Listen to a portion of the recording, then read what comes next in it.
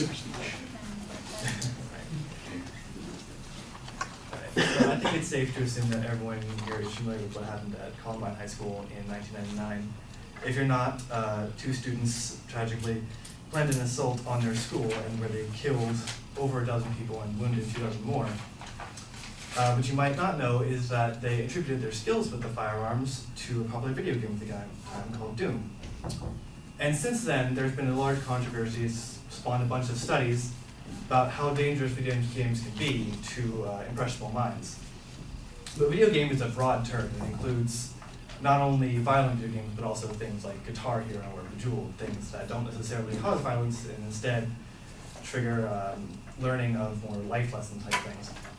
Which is why my claim is that video games actually improve cognitive development in youth. And I'd like to break down how it helps into 3 points. 2 of them you might expect just from maybe what you've learned online. Decision-making, problem-solving skills are improved. In addition, what you might not expect is social skills. So right away with decision-making, there was a study conducted by Brown University in 2015, which found that frequent gamers resist perceptual interference, which is a fancy way of saying that they don't get distracted easily. And the way they conducted this study was they had a control group and a group of gamers identifying objects. And then the next day, they had the same test, but with interference, which was just scribbled lines that they were identifying. And the authors of the study wrote that the frequent gamers had an average improvement of 10% for the first background, whereas the non-gamers had little to no average improvement, which is to say that the gamers were able to still identify and learn when the non-gamers weren't. But decision-making is based more on just gathering information. What you do with that information and how fast you do it is also important. And the University of Rochester in 2010 wrote that playing action video games trains people to make the right decisions faster, specifically 25% faster. And the reason for that is because that when you're playing action video games, you are training yourself to, again, find your information more efficiently, which allows you to reach a certain threshold of information to make your decisions at a faster rate, which is obviously helpful for decision-making in both video games and real life. And onto problem-solving skills, one that you probably all expect just because of the nature of video games is to present problems and overcome them.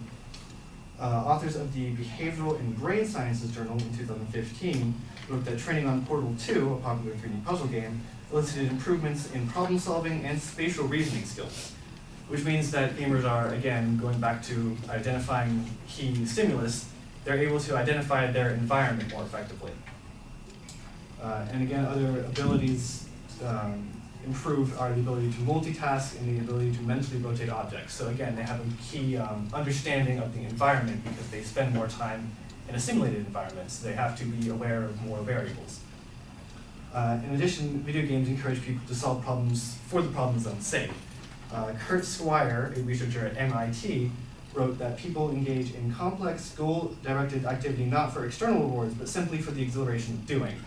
And anyone who's played a video game will tell you, if you beat a game, they do not send you a check in the mail. But you do feel a sense of satisfaction for overcoming the obstacles. And finally, social skills. There's a sort of a stigma that video games are identified with loners. However, Kurt Squire again wrote that thus far, video game research has found no relationship between video game usage and social maladjustment, which is to say that the sort of outcast social loner has no correlation to playing video games. In addition, in fact, video gamers tend to be more social, as found by Neil Howe, who is a social researcher who conducted research in 2014 and wrote that gamers are more likely to be living with other people, such as family, friends, and significant others, and are more likely to agree with the statement that my friends are the most important thing in my life. So video gamers actually, in general, become more social, which is most likely due to the nature of more recent games being more multiplayer driven. Which is why these three cognitive developments are not by any means the limitation, but they are only examples of the many ways that video games can improve the cognitive development, especially in student-age individuals. Thank you for your time.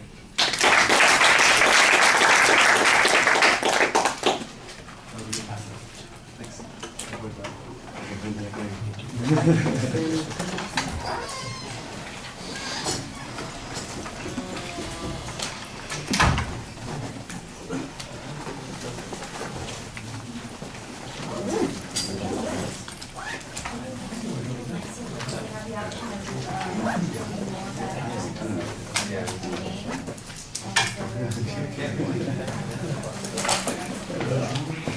All right, Taylor, we got to be really quick. As you can tell, everybody's packing up to get the hell out of here. Your proposition's clearly identified. I thought you had a pretty good preview of what the supporting points are going to be. You signposted them reasonably well as you were going through the speech.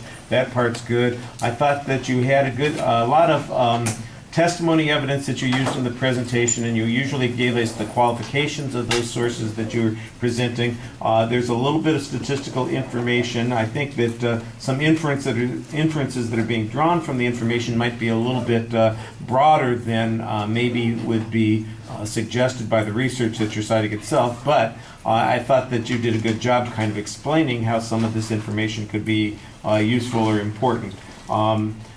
It's a little strange that the first argument, for instance, on the sociability issue, or that last point, is that they didn't find any link to social maladjustment. So in other words, I got to deny an argument before I can make an affirmative argument. And I understand that that's a need for that. That's kind of a rebuttal issue. Maybe the reverse of that would have been better. Start with the importance of how people identify with the family and their friends and all that sort of thing because they play the video games, and then show that there isn't.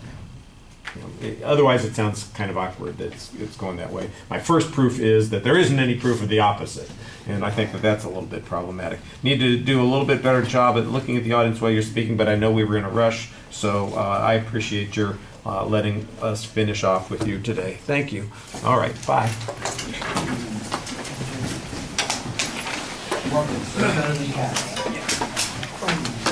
I was gonna tell you